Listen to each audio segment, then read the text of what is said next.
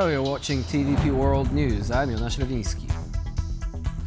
Ukraine's President Volodymyr Zelenskyy has arrived in Washington, D.C. for high-level talks with US leader Donald Trump, with a broader summit with European leaders expected to follow shortly thereafter. Today we'll be providing you with ongoing coverage of what may be a pivotal moment for the Ukraine peace process. Ahead of today's talks, US President Donald Trump previewed the message he will deliver to his White House guests. Taking to social media, Trump said that Zelenskyy must agree to some of Russia's conditions for the war to come to an end. The US president listed two of Moscow's demands. Ukraine cedes Crimea and agrees never to join NATO. European leaders visiting the White House with President Zelenskyy are concerned the meeting will amount to Trump pressuring the Ukrainian leader to accept Putin's conditions put forth during the Alaska summit last week. At the same time, they hope to glean more information from Trump on what Russia might concede as part of a peace deal. Ukraine's President Volodymyr Zelenskyy said that both he and Donald Trump share a strong desire to end the war quickly and to bring about a lasting peace. At the same time, Zelenskyy stated on social media that he is confident that the joint strength of Europe, the United States and Ukraine will force Russia into accepting what he called a real peace. We all share a strong desire to end this war quickly and reliably.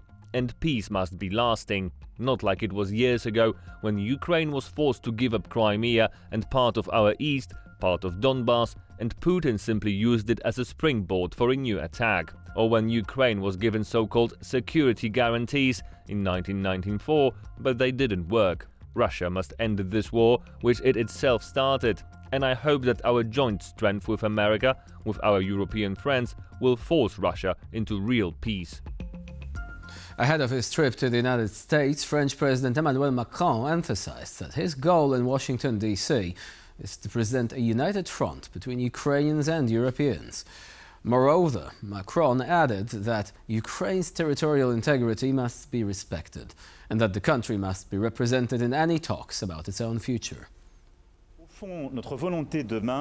Ultimately, our desire is to present a united front between Europeans and Ukrainians at this time of conflict resolution, by reaffirming who is on the side of peace, who is on the side of international law, but above all, how to collectively ensure that the international order is respected and that our security is protected, because the security of Europeans and of France is at stake.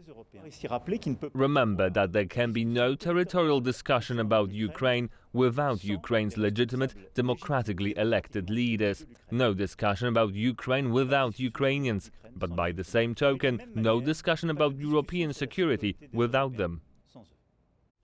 Ukrainian MP Alexei Gonchareno says surrendering to Russia would be unfair because of the effort and successes of the Ukrainian army and society. In an interview with TVP World, Gonchareno said that Ukrainians are exhausted by the conflict, but are not in a position to make far-reaching concessions to their invaders. We want this war to end as soon as possible. We are exhausted in Ukraine. We are super tired. 11 years of war, 3.5 years of full-scale invasion. We want this to end, but we are not gonna end this by surrender. It's just not fair because Ukraine, we are not in the position to surrender. We succeeded to protect all our big cities. We succeeded to stop Russian attempt to take control over the whole Ukraine. We succeeded to destroy a big part of Russian Black Sea Fleet, and now Russian Black Sea Fleet is cornered in the Novorossiysk area, and they can't. They lost their strategic position in Black Sea. So we have a lot of successes in this war, but so just to end it by surrender, how Putin wants, is just not fair, and it's something which is unacceptable for Ukraine. We haven't seen a statement from the Kremlin confirming that Russia has agreed to security guarantees, and we should not consider this a realistic fact, said Marta Prochwicz from the European Council on Foreign Relations in an interview with TVP World. According to Prochwicz, while negotiating on behalf of Ukraine, the US is forgetting that it does not have all the knowledge and the emotional capacity to understand the conflict, which is why there are so many misunderstandings during peace negotiations. One major problem that the Americans are forgetting while negotiating on behalf of Ukraine is that, first of all, they do not have all the history, they do not have all the knowledge, they do not have the emotional capacity in order to understand the scope of this conflict. At least this administration does not. They do not have the linguistic capacity to understand everything that is going on. And there have been misunderstandings, and there might be a misunderstanding when it comes to this as well. We haven't seen a statement from the Kremlin about that from their side saying, yes, we have agreed to security guarantees. So until that's on the table, I don't think that we should consider this a realistic fact. And these negotiations will drag on for months. And if Ukraine does not get some kind of security guarantee and a ceasefire, then I think that this is a terrible deal for Ukraine. The war is not going to end exactly how Russia wants it to end. This is what Tomasz Nodź, a senior research fellow for nuclear, space and missile defense at Globsec, said in a recent interview for TVP World. During that interview, he discussed US President Donald Trump's efforts to end the war in Ukraine. Up until now, the Trump administration was pretty hesitant to talk about burden sharing when it comes to security guarantees. This is probably the first formal mentioning of that, and the fact that it's happening in a very formal manner, it should be encouraging, because that's a sign that the US is not really moving completely out of the process. Obviously, it's tailoring the process to its own like and the way how they would prefer to have it, which is not exactly maybe how Ukraine wants to see it and how Europe wants to see it. But it's certainly a positive side that US is committed to continuing the process and also taking some kind of stakeholdership role in this process. I don't think that we actually know how this and when this war is going to end. We know what the Russian maximalistic objectives are. They are not really surprising, what we heard in Alaska. But obviously, at this point, we know almost with certainty that the war is not going to end exactly in terms how Russia would want it to end. Just hours before Ukrainian President Volodymyr Zelensky's meeting with Donald Trump, Russia launched a wave of missile attacks against Ukrainian cities.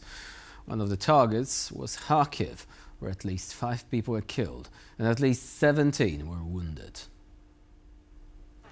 According to Kharkiv Mayor Ihor Terechov, around 11 p.m. local time, a missile struck a residential building in the industrial district of the city. According to the governor of the Kharkiv region, the strike damaged about a dozen apartment buildings and 5 vehicles parked nearby. Overnight explosions were also heard in the city of Sumy. According to regional governor Oleg Krychorov, a missile struck near a city school. But so far, no casualties have been reported. Russia also struck the border village of Nova Sloboda, wounding a middle-aged woman and damaging 10 houses. Furthermore, a drone strike targeted the village of Myopilya, injuring 1 person. While the world awaits a peace deal for Ukraine, the hybrid war against NATO continues. After the Telegraph reported on mysterious flights between Belarus and Libya, Poland has noted a sharp rise in illegal attempts by migrants trying to cross its borders. Sonia Gatabishtan reports.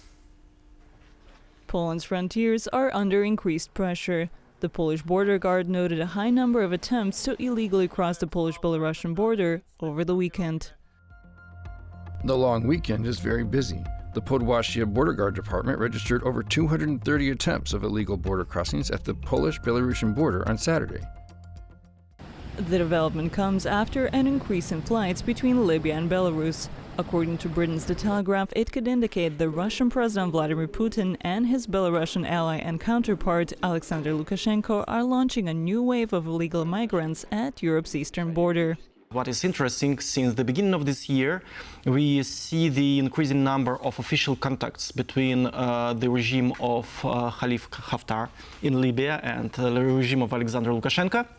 In May, there were reportedly 2 flights by Belarus state-run Belavia Airlines between Minsk and Benghazi, whereas in June and July the number increased to 4 and 5 respectively. Commenting on the development, a European Commission official told The Telegraph, "The frequency and nature of these flights, particularly within a short time frame, raise questions about potential coordination or facilitation of irregular migration flows." According to experts, there could be additional reasons explaining the increased activity between the two countries. Belarus was a destination where this Libyan military equipment of Russian and Soviet origin was repaired. And probably this increased number of flights from Minsk to Benghazi is related to some arms deals or trainings provided to the militaries. We don't know. By August 13th, Poland's border guard from the Podlaskie region noted over 19,400 attempts of illegal crossing at the Polish-Belarusian border in 2025, but the frontier is tight. We have the barrier, physical barrier, and also the electronic system, electronic barrier. Our border is monitoring 24 hours per day. That means that every time, every attempt we can see and quickly react. That's why now we had effectiveness about 98%. As Poland's border with Belarus is becoming increasingly tight, the Polish border guard suggests that the main transit route for illegal migrants now runs through the Polish-Lithuanian border, where the smuggling of illegal migrants tripled in a year. In response to security considerations, in July, Poland introduced temporary checks on its borders with Lithuania and Germany. For TVP World, I'm Sonia Agatabishchan. On Sunday, mass anti-government demonstrations were held in several cities in Serbia for the 6th night in a row. Serbian President Aleksandar Vučić announced that the authorities would respond more harshly to the demonstrations, which in recent days turned into clashes with the police and with president's supporters. The protests were organized in Belgrade, Novi Sad and Niš, the 3 largest cities in Serbia, with protesters gathering in front of local police stations and headquarters of the ruling Serbian Progressive Party. Demonstrators called on authorities to free the students who had been detained in recent days for participating in demonstrations and to arrest President Vučić. In response, the president accused the anti-government demonstrators of, quote, pure terrorism. Moldova and Ukraine have long been coupled in their effort to join the European Union, but given the current differences between the situation of both countries, it might be necessary to separate them in order to move the accession process forward. This is the opinion of Oana Popescu, director at the Global Focus Center, who also adds that neither of the countries could be entirely satisfied with such a compromise. I think neither of the two countries, including Moldova, is happy to be separated at this point. It's been quite clear from the very beginning that the circumstances of Moldova and Ukraine are very different, and probably somewhere down the road, their paths would have diverged because the internal conditions that they both have to deal with are very different. However, they're very closely interlocked by their security situation. What happens in Ukraine has a direct impact on Moldova. I think from the very beginning, Moldova and its authorities have acknowledged that they're benefiting from this opportunity thanks to Ukraine's bid to join the EU. So I think at this point, it's not really a decision that anybody is making with a light heart. And that's all for now. Thank you for watching, and please stay with us here on TVP World.